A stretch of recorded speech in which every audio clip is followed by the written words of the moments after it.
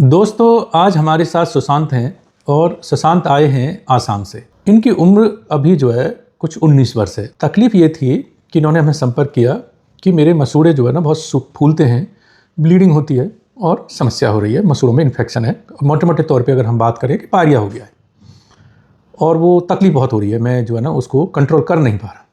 तो आपने हमें संपर्क किया और हमारे पास आए और इनका हमने एक्सरे और बोन स्कैन कराया तो ये पाया कि जो पायरिया है वो इनके अभी मसूड़ों तक सीमित है, हड्डी में बहुत ज़्यादा नहीं गया है। दोस्तों, अगर पायरिया जो है अगर आपने समय रहते ध्यान नहीं दिया तो फिर वो हड्डी में अंदर चला जाता है और हड्डी में जाने के बाद में फिर क्या करता है कि वो जो है ना आपके दांतों के चारों तरफ की हड्डी को गला देता है और फिर आपके दांत जो है ढीले होकर के निकल जाते हैं। अगर हड्डी में बहुत ज़्यादा पायरिया चला जाता है फिर उन दांतों को बचाना मुश्किल होता है, फिर आपको निकलवा के उनको इम्प्लांट ही कराना होता है। तो शुरुआती जो स्टेज होती है पायरिया के लक्षण हम अधिकतर लोग जानते हैं कि मसूड़ों से थोड़ा बहुत खून आना ब्रश करने पे, मसूड़ों में सूजन होना, मुंह से स्मेल आना, दांतों पर गंदगी दिखना, ये जो है सारे लक्षण या कुछ लक्षण आपके जो है मुंह में हो सकते हैं। और ये जो है ना अगर लक्षण हैं तो समझ लीजिए आपको पायरिया है। या मसूड़े आपके खिसक जाना अपनी जगह से और बाद में फिर दांतों का हिलना, ये जो है सब शुरू हो जाता है। काफ़ी लोग ये बोलते हैं कि हमारे दांतों से खून आता ही नहीं है और हमारे मुँह से बदबू आती नहीं है। ये दो समस्याएं होती हैं कि जब आपके मसूड़ों में अंदर गलन ज़्यादा हो जाती है तो खून की जो धमनियाँ वो ब्लॉक हो जाती हैं और फिर खून आना आपको बंद हो जाता है। फिर एकदम से जब आप फील करते हैं कि आपको सफ़ेद सफ़ेद पस आने लग गया मसूड़ों में, तो वो जो स्थिति होती है कि खून आना, वो खून नहीं आता है। अच्छा, अगर आप स्मोकिंग वगैरह करते हैं तो भी खून नहीं आता, तो ये ना मान के चलें कि खून नहीं आ रहा तो पायरिया नहीं है। दूसरा, बदबू आना। आप ये समझ लीजिए कि बदबू जो है ना वो हमें खुद को कभी फील नहीं होती। अगर हमारे मुंह से स्मेल आ रही है पायरिया की वजह से तो वो हमको कभी फील नहीं होती, वो जो है ना सामने वाले को जो है ना महसूस होगी। और ये आज के समय में हर कोई ऐसा नहीं कि आपको बोले कि आपके मुंह से स्मेल आ रही है, वो आपको एक तरफ मुंह कर लेगा या आपको कर लेगा, लेकिन वो आपको बताएगा तो है नहीं कि आपको स्मेल आ रही है। ये आपको जो है ना खुद ही ध्यान रखना है कि भाई हमें अगर पायरिया है तो उसका इलाज कराना है। तो सुशांत ने हमें संपर्क किया, हमारे पास आए तो हमने यही देखा कि इनके जो है हड्डी में पायरिया अभी बहुत ज़्यादा नहीं पहुँचा है और मसूड़ों तक सीमित है। तो आपने सुना होगा कि अगर हमारे पायरिया होता है तो हम साधारण रूप से डेंटिस्ट के पास जाते हैं और दांतों की सफाई करा लेते हैं। दांतों की सफाई कराने से पायरिया जो है ना वो पूरी तरह से ख़त्म नहीं होता। अच्छा, एक जो ना जो पायरिया के डॉक्टर होते हैं वो होते हैं पेरियोडोंटिस्ट। हमारी स्पेशलिटी अलग अलग होती हैं। तो जैसे हम पेरियोडोंटिस्ट एंड इम्प्लांटोलॉजिस्ट हैं, इम्प्लांट और पायरिया के इन दोनों के जो है ना डॉक्टर हैं, स्पेशलिस्ट हैं। तो एमडीएस पेरियोडोंटिस्ट को दिखाएं अगर आपका पायरिया है तो। जनरल डेंटिस्ट जो है ना अगर इनिशियल स्टेज में आप दिखा सकते हैं, लेकिन आपको लगता है कि मेरे को एक स्पेशलाइज पायरिया के ट्रीटमेंट की ज़रूरत है तो उसके लिए पेरियोडोंटिस्ट होते हैं, उनको पेरियोडोंटिस्ट को दिखाएं। तो इनका जो है ना मसूड़म तक पायरिया था तो ज़्यादातर लोग सफाई करा करके छोड़ देते हैं, तो ऐसा ना करें। अगर पेरियोडोंटिस्ट को दिखाएं, अगर लगता है कि मसूड़ों में है तो इसका जो ट्रीटमेंट है वो स्टेप बाय स्टेप क्या होते हैं दोस्तों मैं बता दूं कि पहले सफाई होती है, सफाई बाद लेज़र ट्रीटमेंट होते हैं। तो हमने आपके सफाई की है, डीप क्लीनिंग की है और जो है ना लेज़र थेरेपी की है। अगर हड्डी में पायरिया थोड़ा पहुंच चुका होता है तो फ्लैप सर्जरी होती है, जिंजिवेक्टमी होती है। इसमें बहुत सारे जो ना ट्रीटमेंट होते हैं पायरिया को लेकर के, तो वो लोगों को पता नहीं होते। अक्सर लोग सफाई कराते हैं, छोड़ देते हैं, बस आगे कुछ ट्रीटमेंट कराते नहीं है। तो पेरियोडोंटिस्ट की सलाह माने और अगर आगे उन्होंने कोई ट्रीटमेंट बताया तो उसको फॉलो करें। कुछ दवाइयों के बारे में बात करेंगे, क्या है जो पायरिया की आप रोकथाम के लिए या पायरिया ना हो क्या आप सावधानी रख सकते हैं, किस तरीके से जो है ना आप जो है ना बचा सकते हैं अपने आप को जो है ना पायरिया होने से। और अगर पायरिया हो गया है तो क्या क्या स्थिति है जिनमें कि आप जो है ना क्या क्या ट्रीटमेंट लेना आपको चाहिए, इस पर आगे वीडियो में बात करेंगे। हमारे साथ वीडियो में अंत तक बनी रहिए। और उससे पहले आप जो है ना सुशांत से पूछते हैं, सुशांत ये बताओ कल जब आप आए थे तो आपके मसूड़े काफ़ी फूले हुए थे, आपके दांतों में बहुत सारा टार्टर डिपॉजिट था, स्मेल आ रही थी। हमने एक दिन के अंदर 24 घंटे ही तो हुए, ठीक है। कल हमने आपके डीप क्लीनिंग की, हमारे पास डीप क्लीनिंग के लिए अच्छे इक्विपमेंट है, जो है डीप क्लीनिंग की और उसके बाद में हमने आपके लेज़र ट्रीटमेंट किया। कैसा फील हो रहा 24 घंटे के अंदर ही? बहुत अच्छा। पहले तो टार्टर बहुत सारा जमा हुआ था, अब बिल्कुल क्लीन हो गया था। क्लीन हो गया बिल्कुल, मुंह में फ्रेशनेस लग रही है। तो एक दिन के अंदर ही काफ़ी जो है ऐसा सोच के आए थे एक दिन में ये मिरेकल हो जाएगा? हाँ, उम्मीद थी। हाँ, क्योंकि दोस्तों हमारे वीडियो लोग देखते रहते हैं और एक बहुत ज़्यादा उम्मीद रखते हैं कि हम ये ऐसे डॉक्टर साहब हैं कि जिनके पास जाएंगे तो ना उम्मीद हम नहीं लौटेंगे। तो हम कोशिश भी करते हैं और क्लैरिटीज़ के साथ जो है ना ट्रीटमेंट होते हैं, जो है सो है, जो आपके होना चाहिए वो होना चाहिए, ठीक है, उसी तरीके से नहीं, ना उसको बढ़ा चढ़ा के किसी तरीके से करना है, ना उससे कम चलना है। हम बीमारी को एक बीमारी की तरह लेते हैं, उसका क्या ट्रीटमेंट होना चाहिए। अगर पेशेंट जैसे आप ही कहते हैं खाली सफाई कर दो, हमारी छोड़ दो, तो वो फिर हम क्लियरली इनको बताते हैं कि नहीं इससे ट्रीटमेंट नहीं। या आप कहते हैं नहीं सर्जरी वर्जरी कर डालो, नहीं ज़रूरत नहीं है, हमने तुरंत बना के सर्जरी की बेटे ज़रूरत नहीं, आपके हम लेजर थेरेपी और जो है ना डीप क्लीनिंग से आपके जो है मसूड़े बिल्कुल स्वस्थ कर देंगे। बशर्ते अब आगे आपको ध्यान रखना है कि आगे जो है ना गंदगी जमा ना हो और आपके पारिया ना हो। ट्रीटमेंट कराने में कोई सुन नहीं किया हमने, है ना, कोई किसी तरह की बहुत तकलीफ हुई कुछ नहीं। तो ये जो है पेनलेस है, जो आपका जो पेनलेस थेरेपी है, इसमें कोई मतलब बहुत उसकी नहीं कि हम पूरा जबड़ा सुन वन करके करना है। तो ये अगर फ्लैप सर्जरी करते हैं तो फिर सुन करना पड़ता है। अब पारिया की बात करते हैं कि आप कैसे रोकथाम कर सकते हैं पारिया को लेकर के। सबसे पहले अगर आपके मुंह में पारिया नहीं है, स्वस्थ है, तो कैसे उसको बोलते हैं रोकथाम कैसे करें। मतलब आपको जो प्रिवेंशन कहते हैं ना, prevention is better than cure, तो आप अगर उसको बचा के रखेंगे बेहतर रहेगा। तो अगर पारिया आपके मुंह में ना हो, उसके लिए आप एक तो जो हम हिंदुस्तानी गलती करते हैं कि हम रात को ब्रश कभी नहीं करते, मैक्सिमम लोग नहीं करते, और सुबह हम उठते ही ब्रश करते हैं, उसके बाद ब्रेकफास्ट करते हैं, लंच करते हैं, डिनर करते हैं, बीच में हम खाते पीते रहते हैं, और उसके बाद में हम अगले दिन जाके सुबह ब्रश करते हैं। काफ़ी लोग जो है ना उसको ब्रशिंग को हम लोग कभी कभी वो बाईपास भी कर देते हैं कि चलो 2 दिन किया ही नहीं, कहीं सफ़र में गए ब्रश तो लेके नहीं गए तो चलो छोड़ो, उंगली से करते हैं, मंजन करते हैं, तो वो सब ना करें। दातुन करते हैं, दातुन अच्छा है आपके मसूड़ों के लिए, लेकिन दातुन जो है आपके दांतों के बीच में जाके प्रॉपर क्लीनिंग नहीं कर पाता, उसमें जो है ना कहना चाहिए क्लीनिंग की उतनी जो है ना एफिशिएंसी नहीं होती। तो इसीलिए दातुन अगर आप मसाज के लिए कर रहे हैं करें, कोई दिक्कत नहीं। काफ़ी लोग सोचते हैं आयुर्वेदिक है, नीम की दातुन हम तो ये करते थे वो करते थे, उससे स्वस्थ रहते थे। वो पहले का खान पान और जो है ना चीज़ें अलग थी, आज के समय में अलग है। तो आज जो है ना ब्रश और पेस्ट जरूर करें, और आपको अगर दातुन करना दातुन कर सकते हैं। पेस्ट जो है ना, पेस्ट का बहुत महत्व दोस्तों नहीं होता, ब्रश का ज़्यादा महत्व होता है। लोग उल्टा समझते हैं, सोचते हैं पेस्ट जो है ना कौन सा करें, सब पूछते हैं पेस्ट कौन सा करें। पेस्ट का बहुत महत्व नहीं होता। अगर दांतों में आपके बहुत ज़्यादा कोई पारिया नहीं है, तो आप झाग बनाने वाला और जिससे आप फील करें कि मेरे फ्रेशनेस आ गए, मेरा दांत बिल्कुल क्लीन हो गए, अगर आप टंग फिरा के देखें लगेगा आपके दांत क्लीन हो गए, तो वो पेस्ट आपके लिए बस बेहतर है। कोई किसी पेस्ट में नहीं है। अगर आप मेडिकेटेड पेस्ट तभी यूज करें जब आपको दांतों में सेंसिटिविटी है या कोई समस्या है, तो डॉक्टर अगर एडवाइस कर रहे हैं तभी मेडिकेटेड पेस्ट यूज करें, ऐसा ना करें। लोग एक मेडिकेटेड पेस्ट में नाम नहीं लूंगा, कोई भी मेडिकेटेड पेस्ट बहुत सारे पॉपुलर है आजकल, एक खरीद लाते हैं, उसको बच्चों को भी करा रहे हैं, सब कर रहे हैं उसको, तो वो ऐसा ना करें। वो जो है ना एक्चुअली उसमें पोटेशियम नाइट्रेट और बहुत सारे ऐसे एलिमेंट्स होते हैं जो कि बच्चों के लिए हार्मफुल हो सकते हैं, तो इस तरीके से यूज ना करें। नॉर्मल जो पेस्ट हैं जो आपको जनरल आपको मिल रहे हैं झाग बनाने वाले, उनको पेस्ट को कोई भी इस्तेमाल करें। ब्रश का इस्तेमाल बहुत जरूरी है, ब्रशिंग टेक्निक और ब्रशिंग के टाइम का। सबसे पहले टाइम पे बात कर लेते हैं। सुबह नाश्ता करने के बाद ब्रश करें, रात को खाना खाने के बाद ब्रश करें। गांठ बांध लें, सुबह नाश्ता करने के बाद ब्रश करें, रात को खाना खाने के बाद सोने से पहले ब्रश करें। ये 2 टाइम ब्रश करें। तो क्या होता है कि अगर आप सुबह नाश्ते के बाद ब्रश कर रहे हैं, तो अब आपका कम से कम 5-6 घंटे तो आपको कुछ खा ही नहीं रहे हैं, फिर उसके बाद में आप लंच कर रहे हैं, फिर जैसे डिनर कर रहे हैं उसके बाद फिर ब्रश कर ले रहे हैं। तो कहने का मतलब है अगर आपने, हमारे पारिया बढ़ता कैसे है उसी बात पे आ रहा है कि अगर आपने 8 घंटे से ज़्यादा आपने ब्रश किए पास कर दिए, तो आपने देखा होगा कि जब आपके दांत खाना खा लेते हो, जब आप देखते हो तो अगर नेल से भी देखोगे तो आपके दांतों पे एक वाइट परत सी आप दांतों से नेल से छुड़ा सकते हो। उसको दोस्तों बोलते हैं पेलिकल। वो जो पेलिकल होता है वो फिर क्या करता है, प्लाक में कन्वर्ट हो जाता है। और प्लाक जो होता है, अगर हमने फिर ब्रश 2 दिन नहीं किया तो वो टाटर में जो है कन्वर्ट हो जाता है। टाटर एक पत्थर जैसी जो है ना, ऐसी सरल जैसे हमारे नल के चारों तरफ जो है ना पानी जम के और पत्थर जैसा जमा हो जाता है। तो इसी तरीके से वो पथरीला जो क्योंकि मुंह में हमारे लार में मिनरल होते हैं, वो उस प्लाक में जाके जमा हो जाते हैं, और जब जमा हो जाते हैं तो वो पथरीला हो जाता है। तो जब तक प्लाक है तब तक तो आप ब्रश से हटा सकते हैं, लेकिन जब वो कैलकुलस या टाटर जिसको हम बोलते हैं उसमें कन्वर्ट हो गया तो आप ब्रश से नहीं हटा सकते।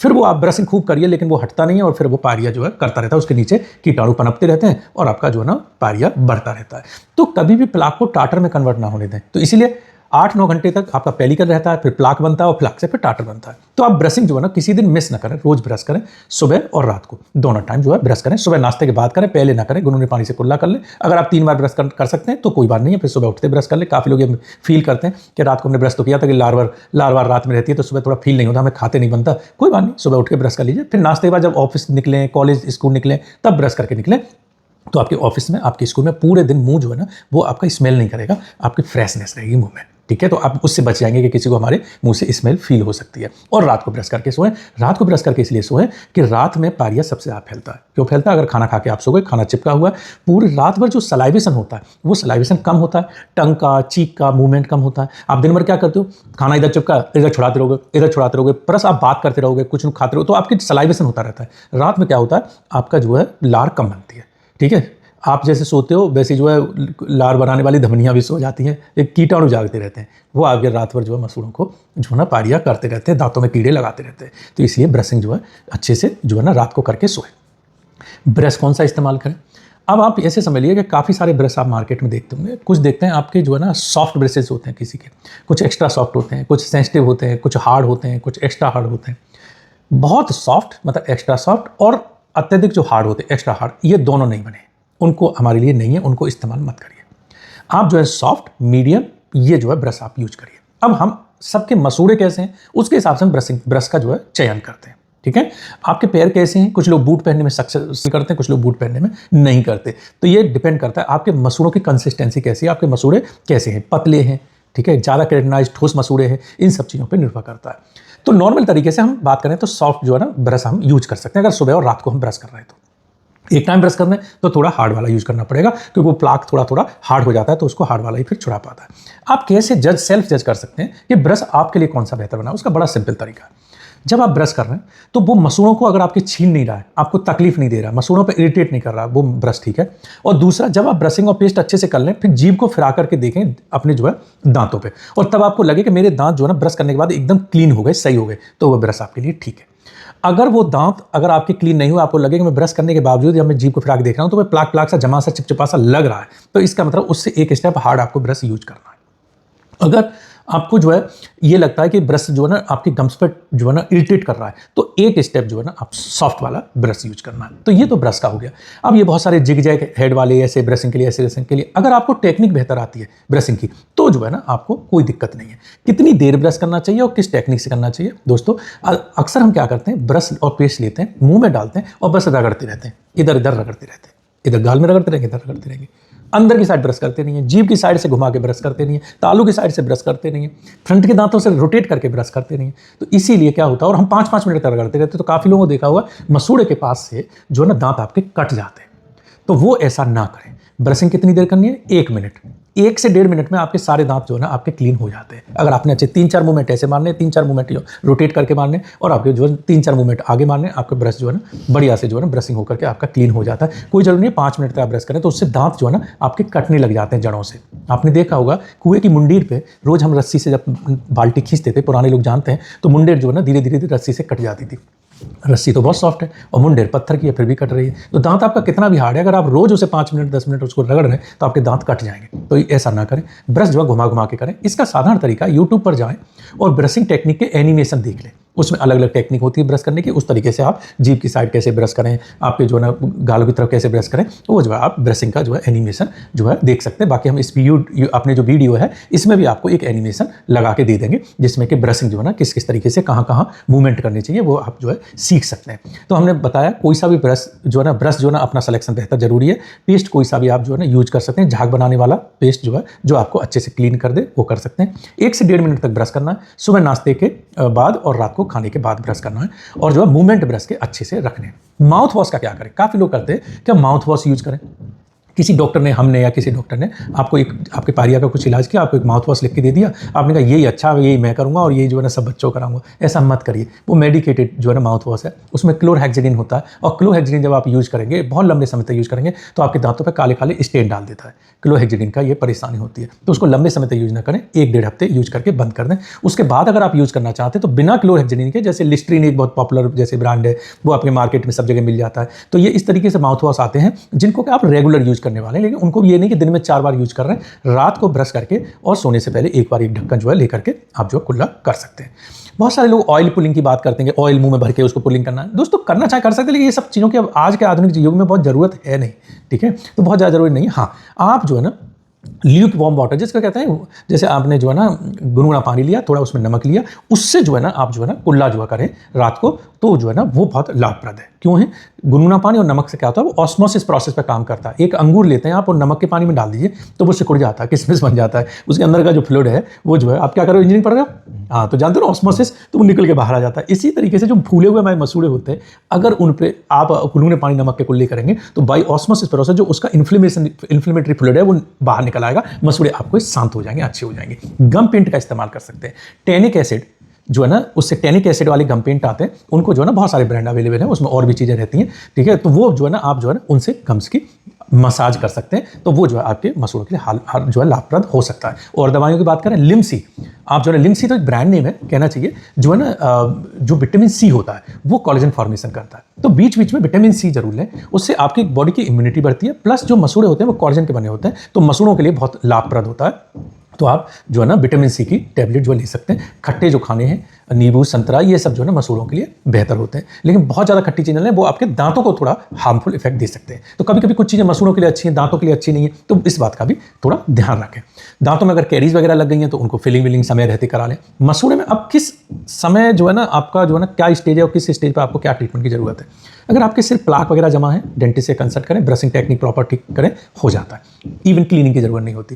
टाटर, अगर आप जीभ को, सबसे पहले टाटर कहाँ जमा होता है, यहाँ जो नीचे के दांतों में, फ्रंट के दांतों में, पीछे जीभ की साइड में। क्यों? जो लार बनाने की 2 धमनियाँ होती हैं वो जीभ के नीचे खुलती हैं, वो लगातार लार फेंकती रहती हैं, उसमें मिनरल होते हैं, वो जाकर के वहाँ जमा होते रहते हैं। और यहाँ पे हम कम ब्रशिंग करते हैं, अच्छे से ब्रश नहीं करते, तो वहाँ पे ज़्यादा जमा होता है। इसी वजह से ये दांत सबसे पहले लोगों के पारिया से गिरते हैं।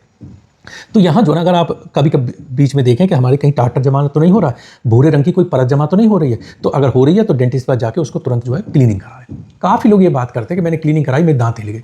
अगर आप उस स्टेज पे जाएंगे जब वो सिर्फ गंदगी ही आपके दांतों को रोके हुए, नीचे से आपकी जो हड्डी गल के सब खत्म हो गई, केवल गंदगी पकड़े हुए, तो उस स्थिति में तो आपके दांत हिलेंगे। आप अगर स्वस्थ तरीके के दांतों में, जहाँ पर आपकी हड्डी में दांत मजबूत हैं, आप बेफिक्र होकर क्लीनिंग कराइए, लेकिन अच्छे डॉक्टर से, अच्छे इक्विपमेंट से कराइए, आपको कोई दिक्कत नहीं होगी। जो डेंटिस्ट, इंक्लूडिंग मी, हम लोगों की तरह भी जो डेंटिस्ट, बहुत सारे लोग जो है ना, ज़्यादातर जो डेंटिस्ट होते हैं वो जो है साल में एक बार अपनी क्लीनिंग जरूर कराते हैं, तो सब लोग ऐसे ही मेंटेन करते हैं। क्लीनिंग हार्मफुल नहीं है, हमने अपनी लाइफ में 20 से 25 बार क्लीनिंग करा ली होगी, कोई हार्मफुल नहीं होती क्लीनिंग, बशर्ते आपको अच्छे डॉक्टर से अच्छे तरीके से आपको करानी है। पेरियोडोंटिस्ट मिल जाते हैं तो और अच्छा है। तो ये जो है ना क्लीनिंग का हो गया। अगर आपका पारिया और बढ़ता है, अंदर हड्डी में जाता है, तो आपको जो है ना फिर जो है ना, अगर मसूड़ों तक है, हड्डी में बहुत अंदर नहीं पहुंचा है, और अगर लेजर ट्रीटमेंट से कंट्रोल हो सकता है तो लेजर ट्रीटमेंट, लेजर थेरेपी करा सकते हैं, जिसको LNAP बोलते हैं, लेजर असिस्टेड जो है ना जो थेरेपी होती है। तो आप इंटरनेट पर चेक कर सकते हैं, जिन डेंटिस्ट के पास, पेरियोडोंटिस्ट के पास लेजर ट्रीटमेंट होते हैं, उनसे आप लेजर ट्रीटमेंट करा सकते हैं। अगर आपके क्रेटर बन गए, हड्डी में और पारिया चला गया, तो आप जो है फ्लैप सर्जरी करवा सकते हैं, बोन ग्राफ्टिंग भी करा सकते हैं। बोन ग्राफ्टिंग लेकर के बहुत ज़्यादा कन्फ्यूजन है, लोग कहते हैं कि बस पारिया है, हड्डी ग्राफ्ट कर देंगे, काफ़ी सारे डेंटिस्ट कर भी देते हैं, तो वो जो उससे कहते हैं कि लाभ ही नहीं मिला, लाभ नहीं मिलता, क्योंकि अगर आपका वर्टिकल बोन लॉस है सीधा, ठीक है, या आपका हॉरिजॉन्टल बोन लॉस है, ये देखना जरूरी है, या क्रेटर है। अगर आपके एक दांत में ऐसा क्रेटर बना हुआ है, इधर हड्डी है, इधर हड्डी है, पीछे की इधर हड्डी है, बाहर से गल गई है, तो उस केस में आपकी ग्राफ्टिंग जो है ना सफल है, क्योंकि चारों तरफ से हड्डी बनाने के लिए चारों तरफ से हड्डी जो है होना चाहिए, तो आप वहाँ पर ग्राफ्टिंग करा के उसको जो है ठीक करा सकते हैं। लेकिन आपके जो है ना सीधा बोन जो है ना नीचे वर्टिकली चली गई है, तो आपके कोई ग्राफ्टिंग की कोई फायदा नहीं है। अगर आपका दांत हिलने लग गया, वो किसी ग्राफ्टिंग से नहीं रुकने वाला, आप उसमें ग्राफ्टिंग मत कराइए, ये सब बाकी और ट्रीटमेंट मत कराइए। अगर आपका दांत पारिया से हिलने लग गया तो उसको जितना जल्दी हो सके निकलवा दीजिए और इम्प्लांट करा दीजिए, ठीक है। तो उसको मत फिर खींचिए, अगर आपने खींचा तो वो एक रिजर्वॉयर है आपके जो है ना बैक्टीरिया के लिए, पैथोजेंस के लिए, वो आपके और भी बहुत सारे दांतों को खराब कर देगा। तो इसलिए जहाँ जहाँ आपको लगता है कि आपका जो हड्डी का बोन लॉस है वो बहुत इस हद तक चला गया है कि वो दांत जो है ना खुद तो अभी ज़्यादा चलेगा नहीं, लेकिन बाकी दांतों को भी खराब कर देगा, तो वो उस केस में दांत जो है निकलवाने चाहिए। अगर आपको अपने मुंह में ये लगता है कि मेरे 10-15 दांत ही ठीक ठाक है, 10-15%, और जो है ना बाकी सब जो है ना 80-85% दांतों में बहुत पारिया है, तो सब दांत हटवा दीजिए, क्योंकि वो फिर फुल माउथ इम्प्लांट करा दीजिए, वो ज़्यादा बेहतर है, जिससे कि आपका पारिया जड़ से जो है अंदर से खत्म। जब दांत निकलवा देते हैं और खुरच के पारिया हट जाता है तो फिर दोबारा से पारिया नहीं होता। नहीं तो कुछ कुछ दांतों में आपके पारिया रह जाता है, वो आपके इम्प्लांट को भी फिर खराब करता है और आपके उन दांतों को तो खराब कर ही देता है कुछ समय में। तो इन बातों का जो है ध्यान रखें। तो इसमें क्लीनिंग, स्केलिंग होती है, स्केलिंग के बाद डीप क्लीनिंग होती है, और डीप क्लीनिंग के बाद में लेजर थेरेपी होती है, लेजर थेरेपी के बाद में फ्लैप सर्जरी होती है, बोन ग्राफ्टिंग होती है। तो ये इस तरीके से, अगर गम्स की हाइपरट्रॉफी हो गई है तो जिंजिवेक्टमी होती है। तो ये इस तरीके के पारिया के बहुत सारे ट्रीटमेंट होते हैं। तो आपको, आपकी जानकारी के लिए मैंने सोचा इस वीडियो में, क्योंकि ये बच्चा है, इसका जो है ना हुआ तो इस तरीके के, क्योंकि 18-19 साल की उम्र पे पारिया जो है हो जाना फिर अभी बहुत लंबी, हालांकि हमारे पास जो है ना 25-30 साल के बच्चे आते हैं, उनके फुल माउथ इम्प्लांट जो है ना वो करवाते हैं, सब दांत झूल रहे होते हैं, खराब होते हैं। तो पारिया बहुत खराब जो है ना प्रॉब्लम है, उस पर जरूर ध्यान देने की ज़रूरत है, और जो है प्रॉपर क्लीनिंग करने की ज़रूरत है, और जो है जैसा हमने बताया है, जो दवाएं बताई हैं, जिस तरीके का पेस्ट वगैरह ब्रश करने का बताया, उस पर जो है जरूर ध्यान दें। और सुशांत, आप सब ध्यान दोगे अच्छे से, है? और आज शाम से इधर आए, इतनी दूर आए, हमें क्यों चुना? यूट्यूब से मैंने देखा तो आपकी वीडियो हमें बहुत अच्छी लगी। चलो, तो पापा के साथ आयो, ठीक है। अब पापा को बताया कि मेरे मसूड़े अब अच्छे हुए एक दिन में, खुश हैं पापा? है, चलो, अच्छा लग रहा है, ठीक है। और अगर मसूड़ों में बहुत ज़्यादा दिक्कत रहती तो पढ़ाई में भी मन नहीं लगता होगा, हाँ, क्योंकि तकलीफ तो रहती है, तो ये टेंशन होती रहती थी कहीं दांत पूरे चले ही ना जाए। और ये हकीकत है, ये होता है। बहुत सारे हमारे यूट्यूब पर जाइए आप, डॉक्टर अजय विक्रम सिंह आगरा लिखिए, आपको मिलेंगे 30-30 साल 35-35 साल के लोगों के फुल माउथ इम्प्लांट हो रहे हैं। उनको पारिया 18-19 साल में इतना ज़्यादा बढ़ गया कि वो जो है ना फिर कंट्रोल ही नहीं हुआ। तो जो है शुरुआती स्टेज में ही सबसे पहले तो उसका बचाव करें। जिनको नहीं है पारिया उनके लिए भी ये वीडियो है, उन्हीं के लिए ज़्यादा वीडियो है ये। तो उनको जो है कैसे ध्यान रखना चाहिए अपने बच्चों के लिए भी और अपने लिए भी, और जो है जो लोगों को पारिया इनिशियल स्टेज में है वो कैसे अपना करा सकते हैं। तो ये वीडियो के माध्यम से जो है ना हर स्टेज पर जो जैसे जैसे आपको पारिया है उसके हिसाब से आप जो है ना अपना ट्रीटमेंट ले सकते हैं और अपने नज़दीकी डेंटिस्ट से जाकर के सलाह कर सकते हैं। और भी आपको कोई समस्या है, कुछ डिस्कस करना चाहते हैं दांतों के बारे में, इम्प्लांट के बारे में, पारिया के बारे में और टेढ़े मेढ़े दांतों के बारे में, कॉस्मेटिक के बारे में, दिए गए जो है ना व्हाट्सअप नंबर पे और जो है ना अपने दांतों की फोटो भेजें और उसी पे जो है लिख दें। 24 घंटे के अंदर सब उसी में आपको जवाब मिलेगा। और जो है ना अगर वीडियो अच्छा लगा तो दोस्तों इसको लाइक करें और चैनल को सब्सक्राइब जरूर करें और वीडियोज को शेयर करें, जिससे लोगों में और पारिया को लेकर के जागरूकता फैले कि कैसे दांतों का रख रखाव रखें। ठीक है सुशांत, बहुत बहुत धन्यवाद। और खूब खाओ चबाओ और बढ़िया मस्त रहो और बढ़िया से आप स्माइल करो और सुबह और रात को दोनों टाइम अच्छे से ब्रश करना है, साफ सफाई का ध्यान रखना है। ठीक है, चलो।